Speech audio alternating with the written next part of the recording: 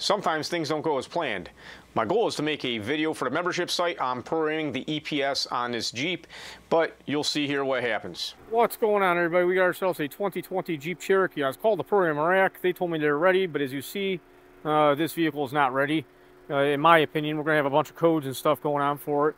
But wasn't an accident front end. It's got a new power steering rack. You may be able to catch a glimpse of that down there, possibly. Let's see what's up. Let's go ahead and take a look at what lights are on. This is in a driving condition here, so you can see we do have a check engine light and we do have the stability light, and there's absolutely no power steering.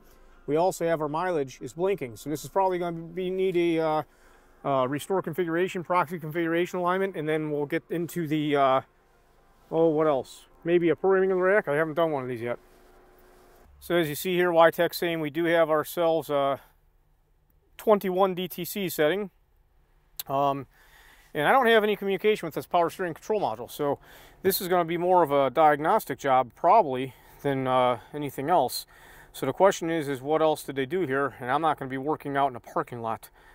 Take a look at all our codes and everything. No communication with the power steering rack. So the question is, did this thing blow a fuse? What's going on here?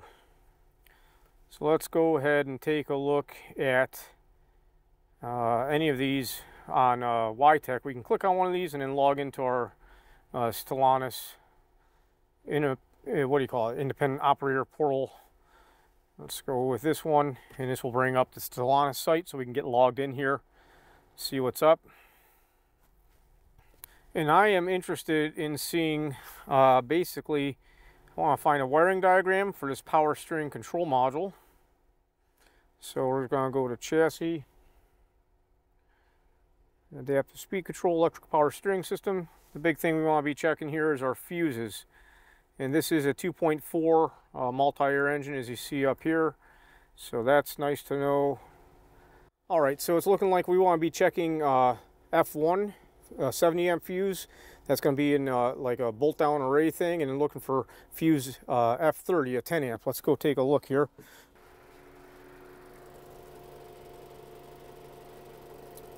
Fuse 30 is going to be right over here. May not come out on camera there. It's going to be this guy right here. I don't know which leg we're looking for.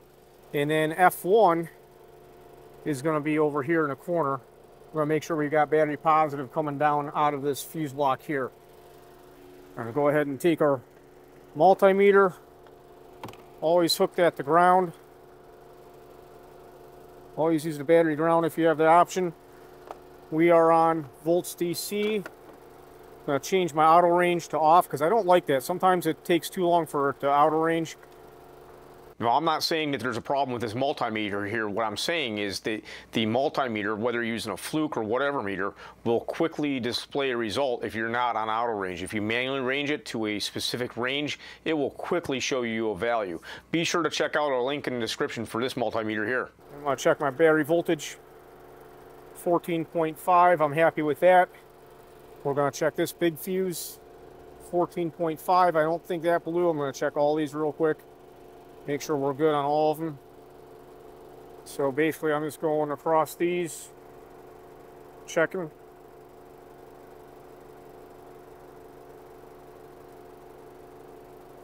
Good. And then I believe F30 was over here. So the center terminal should be our battery positive. It is. And that's good. And that's good. So now we got to worry about, do we have something unplugged? At this point, this is more of a diagnostic job than it is a programming job. So it has no power steering. I can't get underneath this thing.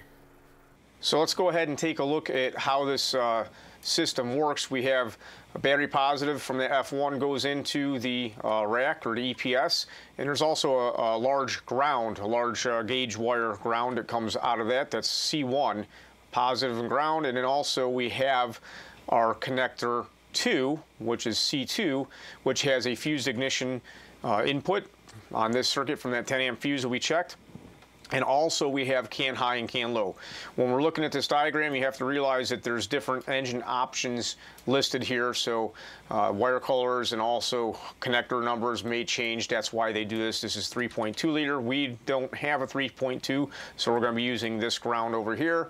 And also we have the 2.4. So this is the circuit we're going to use here. So we're going to check 7 and 8, our can high and can low, and we're going to check for our battery positive on this lead. And then we're going to get over and check our powers and grounds right here. So that is up here on this rack, way up in there. You can see you got that yellow and brown. Here we're looking at our can low.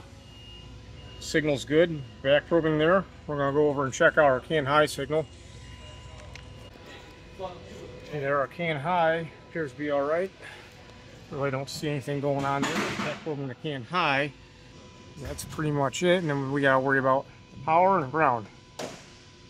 I didn't get it on video, but this power was good, this power was good, and I also did check this ground and it was good. At this point, I unplugged the connector and actually looked at the connector and found that I couldn't really see the terminals. Well, they got pulled back out of the connector quite a bit. Looks like the wires got tugged so hard on this thing to pull them out of the connector. They're just barely in there. I'll try and zoom in here.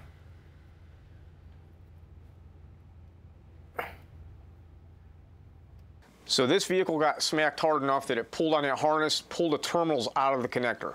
Now I took it apart, as you see here, and I went ahead and was able to actually get them to snap back in. It was tedious. It was not easy. There was not a lot of room to work, but I did get the terminals to snap into the connector. My big concern here is that the terminals, like there's a spring tension part within the female side of the terminal, that may have got bent and may not hold the spring tension the way it should. The proper repair here, in my opinion, is a pigtail or a complete engine harness or the harness for the EPS, whatever they want to do. I told that to the shop. I don't recommend keeping that pigtail on there.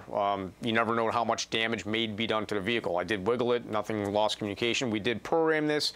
It went okay. I did reach out to some Facebook friends because I had a question about the options. There's a lot of options for this thing. Usually Chryslers will narrow stuff down, but this left a lot of stuff available. So I did get it programmed. Everything looked okay. Be sure to like and subscribe. If you have any questions about this content, let me know. You guys have a good day. We'll see you. Bye-bye.